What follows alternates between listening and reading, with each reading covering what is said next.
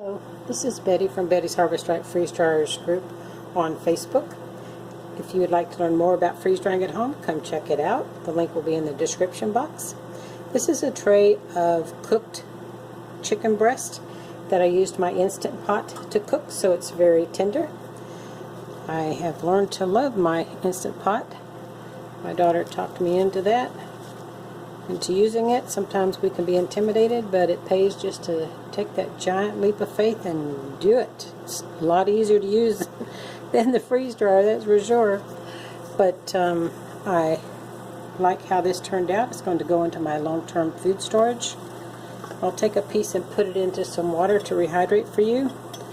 The pieces of food you see on the tray there is just little parts of the chicken breast that flowed over. So there's the chicken breast into the water. Let it sit for a second there. You can see how that rehydrates nicely.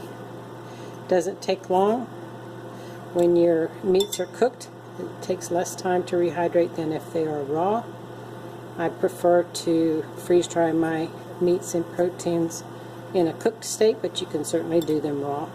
I just don't like to mix raw foods in the freeze dryer process with cooked foods. Keep them a little bit separate.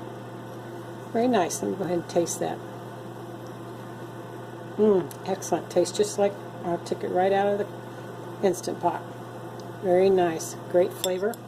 Great texture.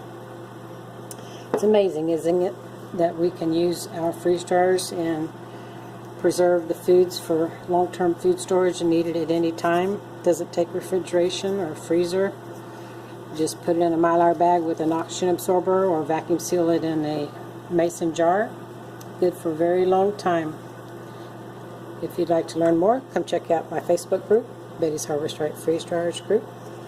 This, by the way, this cycle was in there for a little over 45 hours because I had some other food in there that takes longer time.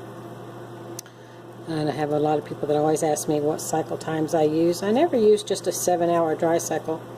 I always increase the dry time, and I'm leaning more and more towards 12 hours as a freeze and dry time for quite a few of my foods, especially if it's a high moisture food. So thank you so much for watching. We'll see you later.